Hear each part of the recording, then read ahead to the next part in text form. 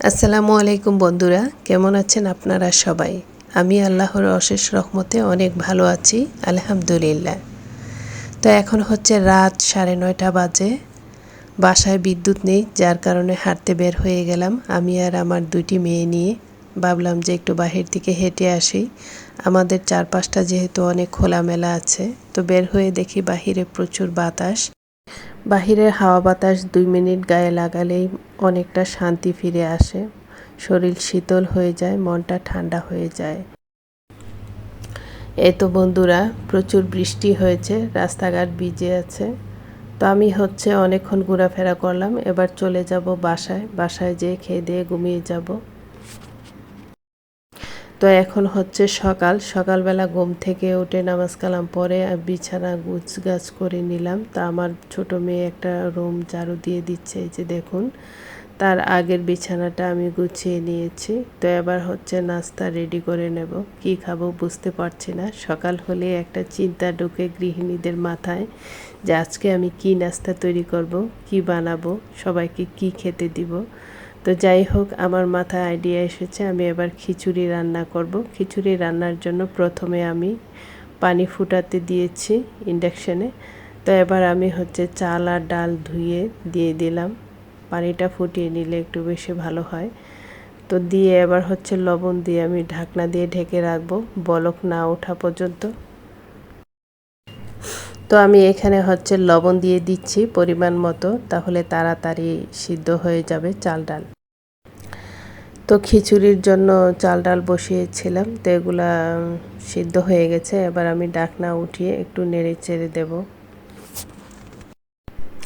চুলার আঁচ 2000 ভোল্টে ছিল, এবার আমি চুলার আঁচটা একটু কমিয়ে দেব, কারণ বেশি হাই হিটে রাখলে হবে কি পানিটা শুকিয়ে যাবে, চাল ডাল আর সিদ্ধ হবে না। তো এবার আমি চাল ডালটা সিদ্ধ করে নেব।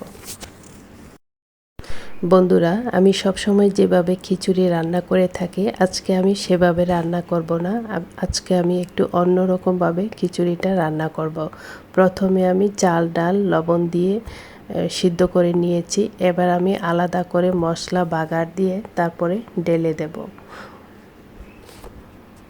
অন্য সময় হয়ে থাকে কি যে চাল ডাল একসাথে মশলা দিয়ে সিদ্ধ করে নিয়ে নিই। আবার হচ্ছে যখন বুনা খিচুড়ি রান্না করি, সেটাও আবার একটু আলাদা প্রসেসে করি।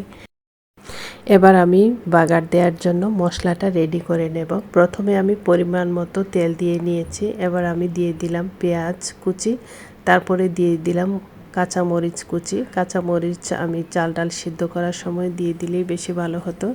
যাই হোক, যেহেতু দেয়নি, এবার আমি তেলের সাথে ফ্রাই করে নিচ্ছি। এবার হচ্ছে পেঁয়াজ একটু ভাজা ভাজা হয়ে গেলে এবার আমি দিয়ে দিব পরিমাণ মতো মশলা। এবার আমি দিয়ে দিব রসুন বাটা, আদা বাটা 1.5 টেবিল চামচ করে।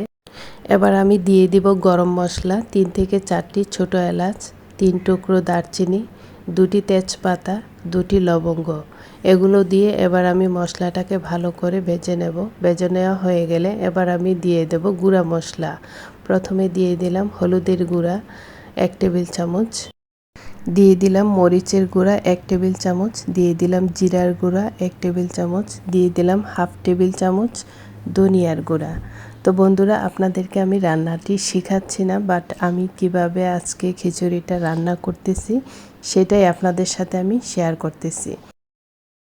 সমস্ত মশলা দেওয়া হয়ে গেলে এবার আমি মশলাটিকে ভালো করে কষিয়ে নেব। তো বন্ধুরা, আমি এখানে পরিমাণ মতো লবণ দিয়ে নিয়েছি, আর এখানে পানি ব্যবহার করিনি। তার একটি কারণ হলো আদা রসুনে পানি আছে, এই জন্য আর পানির দরকার হয়নি কষাবার সময়। এবার হচ্ছে আমি 1 চামচ ঘি দিয়ে নেব। আপনাদের কাছে বেশি ঘি থাকলে 2 চামচের মতো দিয়ে নেবেন। ঘি দিলে খিচুড়ির ফ্লেভারটা অনেক বেশি বেড়ে যায়, খেতেও অনেক বেশি স্বাদ লাগে। তো আমি এখানে 1 চামচ ঘি দিয়ে নিয়েছি। আমার বাসায় ঘি বেশি খাওয়া হয়, যার কারণে আজকে ঘিটা শেষ হয়ে গেছে। 1 চামচের মতোই দিতে পেরেছি। তো যাই হোক, এবার আমি নেড়ে চেড়ে মিশিয়ে এবার আমি খিচুড়ির সাথে ঢেলে দেব। আগে থেকে জ্বালিয়ে রেখেছিলাম যে খিচুড়ি, সেই খিচুড়ির মধ্যে এই মশলাটিকে ঢেলে নেড়ে চেড়ে মিশিয়ে নেব। আজকে এই প্রথম আপনাদের সাথে এভাবে খিচুড়ির রান্না আমি শেয়ার করেছি। আমি জানি না আপুরা আপনারা কারা কারা এভাবে এর আগে রান্না করেছেন, অবশ্যই কমেন্টের মাধ্যমে জানাবেন।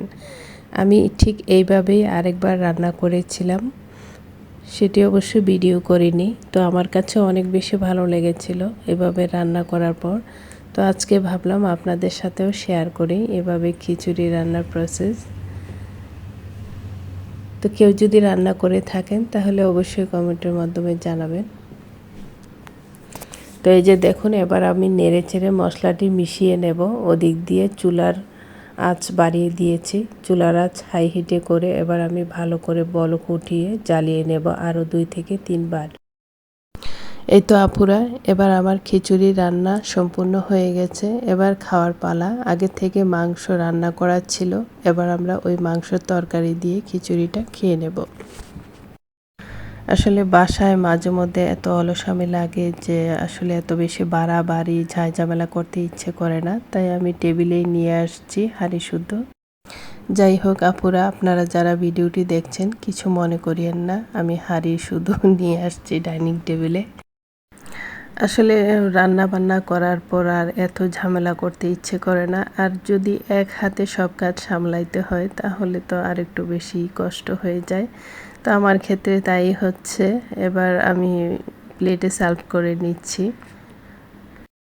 আসলে সব সময় যে এমন করি তা না, যেদিন ভালো লাগে না সেদিনই এমনটা করি যে টেবিলের উপরে হাঁড়ি পাতিল নিয়ে খাওয়া শুরু করে দিই। তা আগে থেকে মাংস রান্না ছিল, তো মাংসটা জ্বালিয়ে রেখেছিলাম, তো এখন আমরা ওই মাংসর তরকারি দিয়েই খাবো। এ তো বন্ধুরা, এটা হচ্ছে খাসির মাংস, আগে থেকে জ্বালিয়ে রেখেছিলাম। এবার আমরা হচ্ছে খেতে বসে গিয়েছি সবাই।